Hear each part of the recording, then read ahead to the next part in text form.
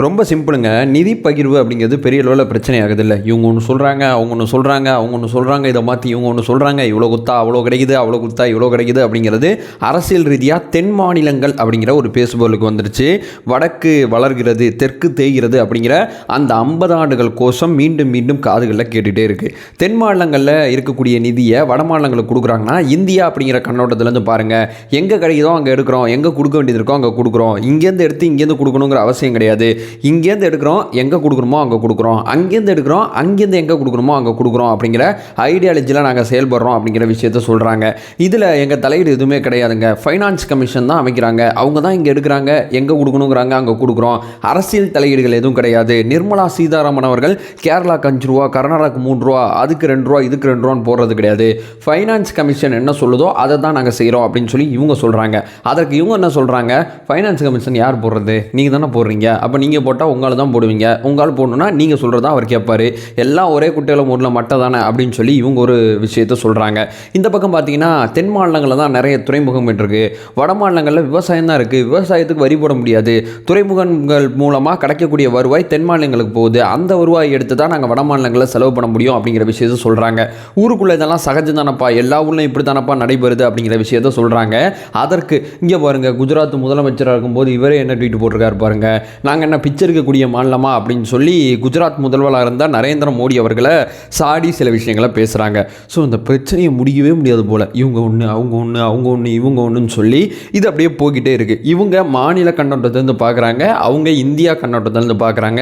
ரெண்டு பேருக்குமே இதுதான் மிஸ் அண்டர்ஸ்டாண்டிங் அப்படிங்கிறது என்னோட தரப்பு நியாயமாக இருக்குது. இதை கொஞ்சம் தள்ளி வச்சிடலாம். இது உள்ளே போகணும்னு வைங்களேன், ஒரு தெளிவு ஏற்படுறதுக்கு கொஞ்சம் காலம் ஆகும். நம்ம என்ன பேச போகிறோம்னா, இந்த விஷயத்தை எதிர்த்து கேரளா வந்து கோர்ட்டுக்கு போயிருக்கு.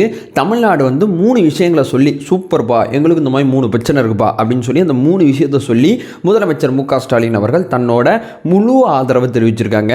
கேரளா கோர்ட்டுக்கு போனதுக்கான காரணம் என்ன, தமிழ்நாடு அரசு அந்த 3 பாயிண்டை வச்சு ஏன் பாராட்டணும், தெளிவாக அந்த வீடியோவில் பார்க்கலாம்.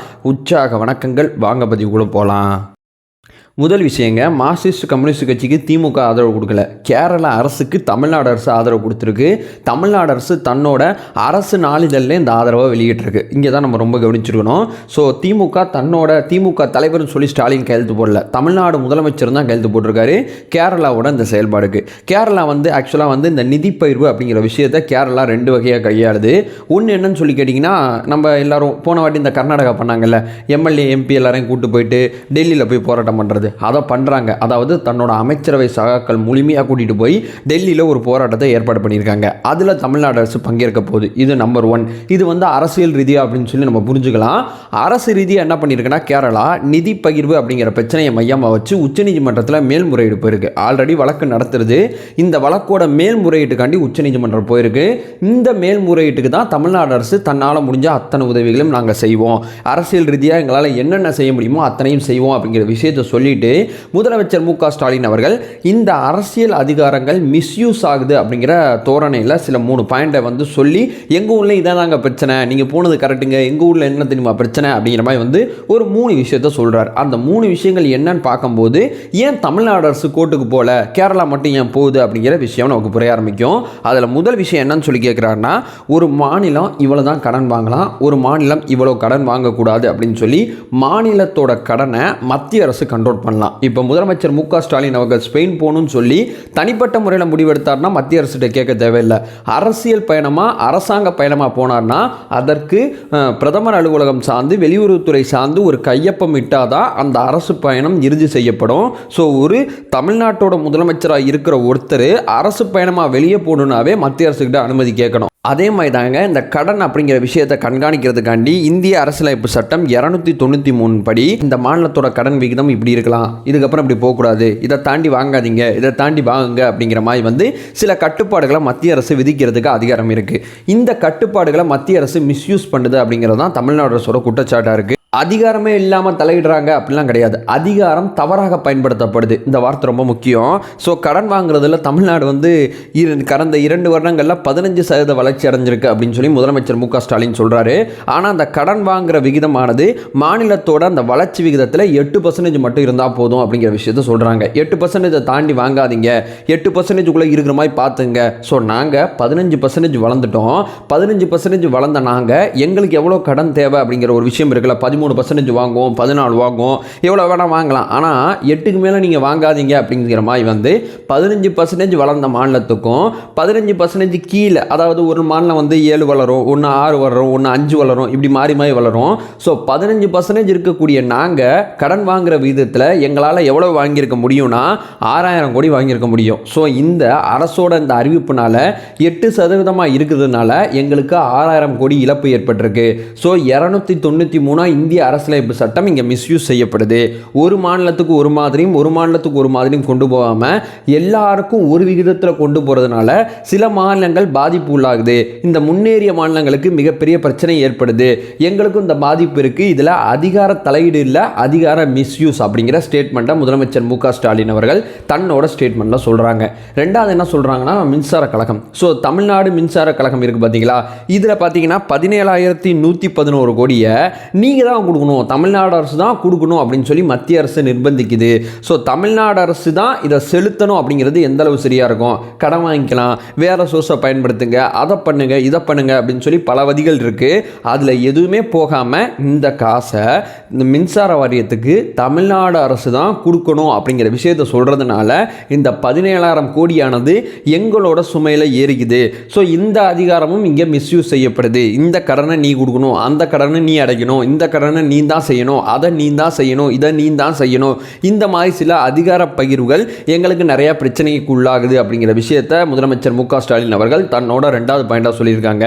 அடுத்ததாக சொல்ல போனால் பெரிய லெவலில் எல்லாரும் பேசுறது மெட்ரோவோட 2ஆம் கட்ட பணிகளுக்கு மத்திய அரசு தன்னோட நிதி ஒதுக்கலை அப்படிங்கிற குற்றச்சாட்டு பெரிய லெவலில் போகுது. கிட்டத்தட்ட பார்த்தீங்கன்னா 35,594 கோடி. இந்த பணத்தை யார் கொடுக்குறது அப்படிங்கிறது கொஞ்சம் இழுபறியாகவே இருந்தது. உண்மைதான். மத்திய அரசு மாநில அரசு இரண்டோட பங்களிப்பு அடிப்படையில் தான் இந்த மெட்ரோ திட்டமானது செயல்படுத்தப்படுது. யார் நிதி கொடுக்குறது அப்படிங்கிற போராட்டம் இருந்துச்சு. ஒரு கட்டத்தில் பார்த்தீங்கன்னா மாநில அரசோட கடனில் இந்த தொகையை சேர்த்தலாம்னு சொல்லி மத்திய அரசு முடிவு பண்ணிட்டாங்க. இதற்கு தமிழ்நாடு அரசு எதிர்ப்பு தெரிவிக்கல. காலம் தாழ்ந்த முடிவுனால கடன் தொகை ஏறி போச்சுப்பா, கொஞ்சம் சீக்கிரமாக முடிவு எடுத்துருக்கலாம்ல, போடும் போதே கொஞ்சம் அண்டர்ஸ்டாண்டிங்காக செஞ்சுருக்கலாம்ல. ஸோ நீங்களும் நானும் ஒரு ப்ராஜெக்ட் ஆரம்பிக்கும் போது இந்த மாதிரி ப்ராஜெக்ட் கொஞ்சமாக போயிட்டு இருக்கும்போது இந்த கடனை நீயே உன் கடனில் வச்சுக்கோ அப்படின்னு சொல்கிறதில் நாங்கள் தப்பு சொல்லலை. அதில் எந்த பிரச்சனையும் கிடையாது. அந்த கடனை நீங்கள் தான் கொடுக்குறீங்க, அந்த கடன்லேருந்து இந்த கடனை எடுத்துக்க சொல்கிறீங்க, அதனால நான் குறைபாடு சொல்லலை. காலம் தாண்டி சொல்கிறதுனால கடன் தொகை ஏறுதில்ல, இதை நீங்கள் கவனிக்கணும்ல. ஸோ மத்திய அரசு மாநில அரசு 2 பேரும் சேர்ந்து செயல்படுற திட்டங்களில் நிறையா மிஸ் அண்டர்ஸ்டாண்டிங் வருது.